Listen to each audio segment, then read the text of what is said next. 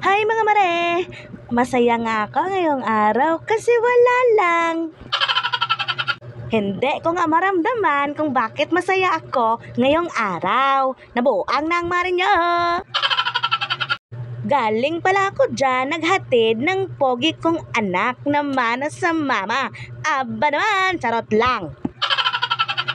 Hindi ko na pala pinakita sa inyo ang paghatid ko sa pogi kong anak na mana sa mama.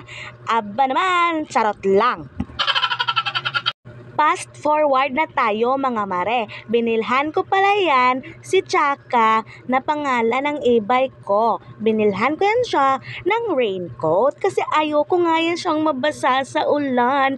Di baling ako ang mabasa sa ulan. Okay lang naman mga mare kung ako ang mabasa sa ulan kaya hindi pa naman ako nadedelegan. Goy, katay. Mahal na mahal ko nga yung e-bike ko kahit wala nang nagmamahal sa akin. Huyang OA.